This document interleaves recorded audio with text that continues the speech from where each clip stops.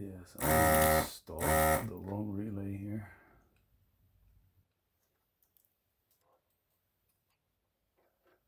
And we're gonna replace it with a much better one and rebuild the whole power supply. I hope they didn't screw up the traces.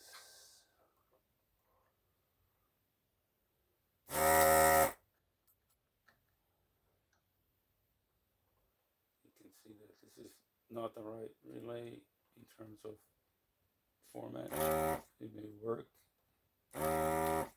but it's mechanically unstable and it's just a little bad.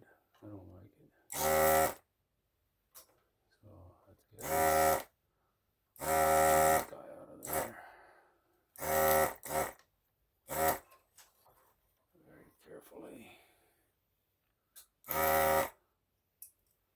Because the last thing you want is to lift any one of those pads, because then it's a much more elaborate thing to work on. Oh man, I wonder if they glued this thing in here. Oh, this is unbelievable. They just connected this thing here, which is not the right thing to do at all. Yeah, as I say, people are very creative. Sometimes to their own detriment.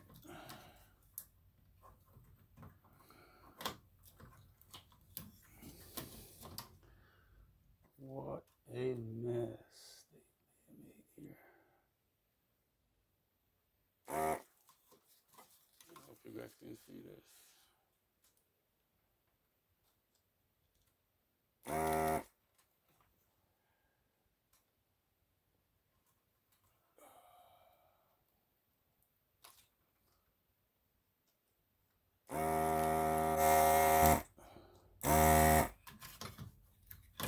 Yeah, this is going to be messy.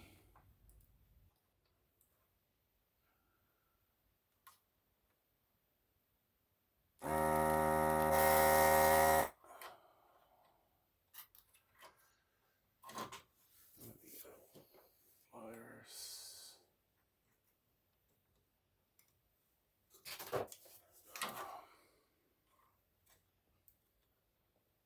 What a mess.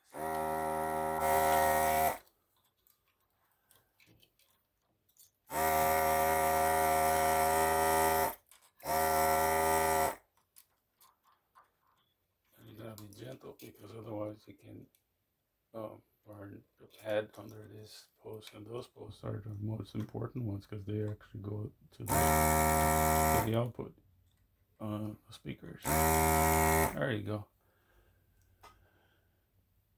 So I hope you guys can see this. This is like an automotive type,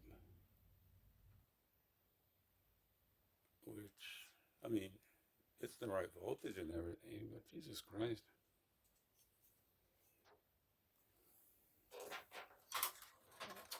So I'm gonna just clean this up a bit. And this is where they just cut the wire. Like, that's unbelievable.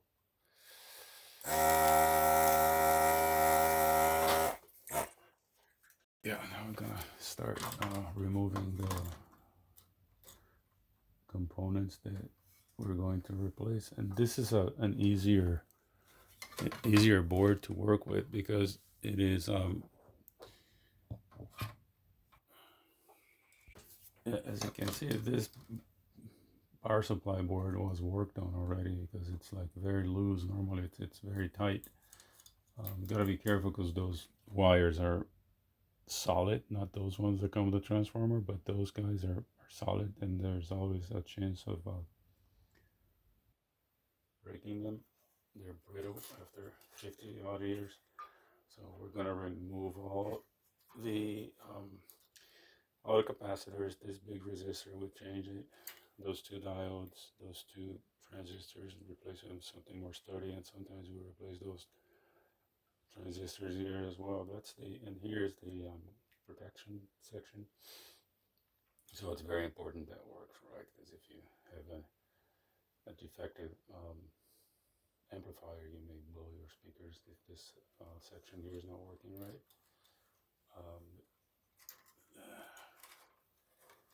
So just start, and this is a kind of board that is the easiest one to work with, because as you can see, the pins just stick out like this. The older models have them like bent and tight to the board, which gives them more mechanical stability, but at the same time, it's just a pain to remove everything.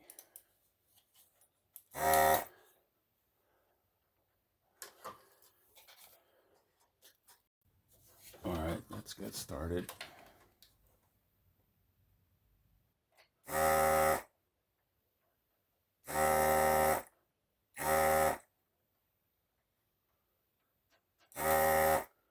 normally remove everything. I already know those power supply boards, where things go.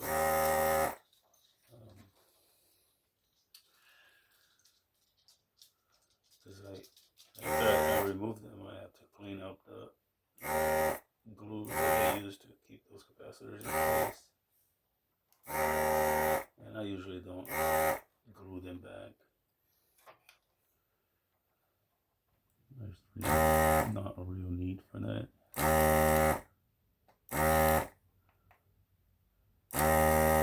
In some units, the glue can be corrosive, but not on Marantz. I've never seen a Marantz being corroded by the glue. But I've seen capacitors that got their legs broken off.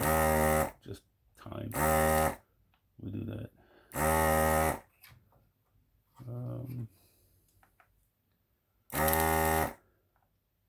I'm going to remove as much as we can here.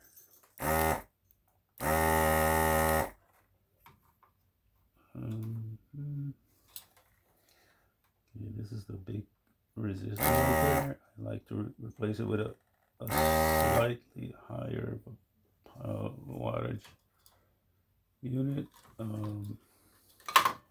Here are the two dual diodes. So I always replace with new ones. The ultra fast.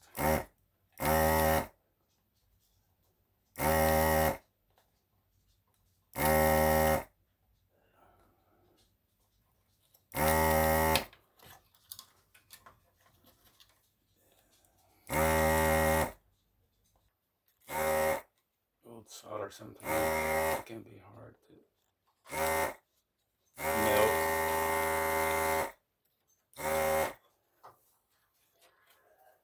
Those here are the two power transistors. The ones that they have here are usually pretty weak, like too close to comfort. Nowadays we have much better options.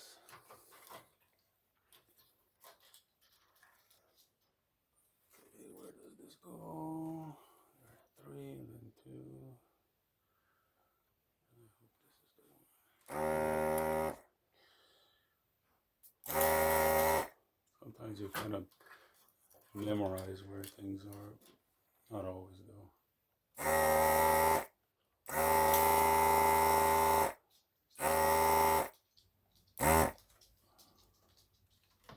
Now this is something you gotta be careful with. You have to be careful to properly remove the component from the glue. This glue is very, very dry, as you can see here. Okay. This is all the glue that we're going to clean up, remove. Okay. So I try to just remove the excess as much as I can, and try not to scrape the board with any sharp instrument, because if you try to use isopropylic alcohol straight here, you're going to spend a lot of alcohol and a lot of time to dissolve this, and you can just peel it for the most part. You try not to, as I said, scrape the board. I forgot this little guy here. I'm going to remove it in a minute. All right, let's do that.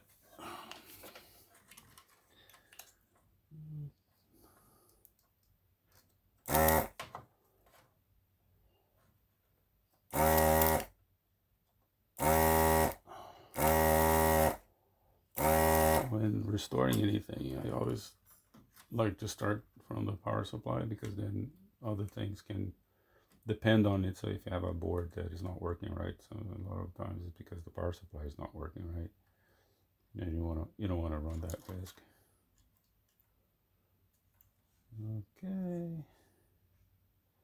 Yeah, it's very dirty. And this is a transistor that I usually replace with something better. It's a little puny for this position here. We use a larger, more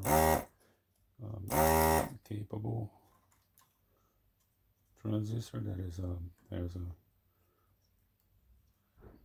better power handling. I don't normally replace those films.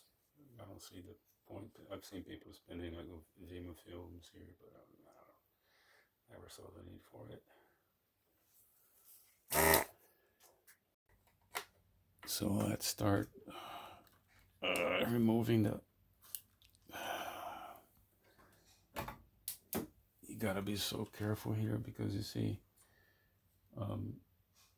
you may end up damaging the board if you don't pry it properly, because the glue, and a lot of times you don't know if you removed all the solder on the other side, so you're gonna have to like a little bit of a try and error.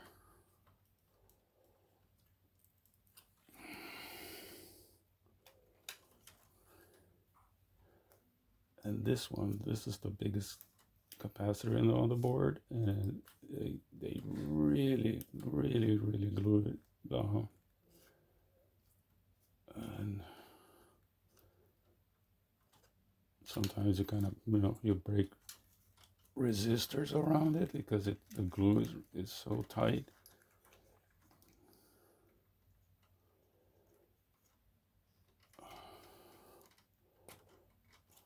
Yeah, look at that. Jesus.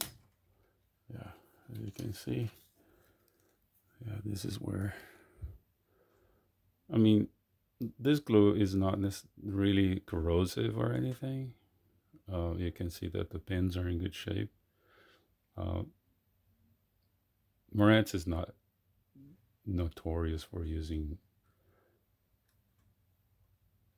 corrosive glue like Pioneers or Sensuis and stuff. I hear, because as you know, I don't work with anything other than Marantz. What's the point? And so let's just remove everything. You can see that this board is particularly dirty and overfilled with glue. These are the dual diodes. I hope I can get them out. If you can't get them out, one thing you can do is just to be safe, just cut the legs, because then you don't have like any remnants of solder that may prevent them from coming out. You don't really care. And this particular one, the two are of the same type, and we're gonna install some nice ones. They're getting hard to find, but it's just the nature of this kind of work. It's really getting hard to find parts nowadays.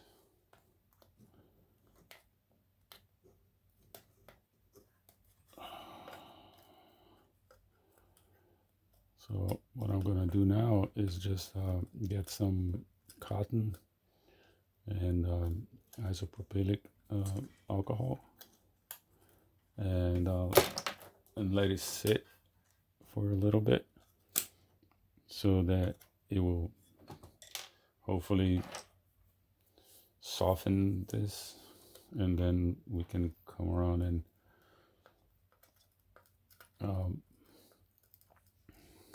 just scrape it with a Q-tip.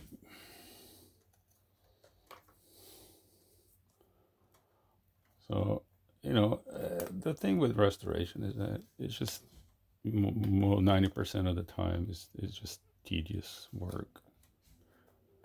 You need to be careful not to cause more problems.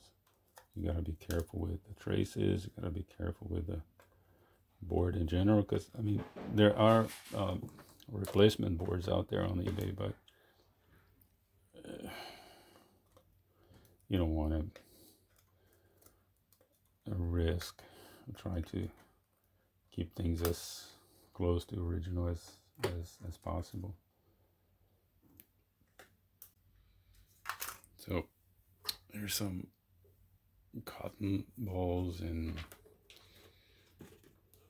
it doesn't have to be any special ISO. This is like 70%. Who cares? It's just that it's gonna sit there for a little bit. I mean, it's not hard to find 100%, but that's what I have.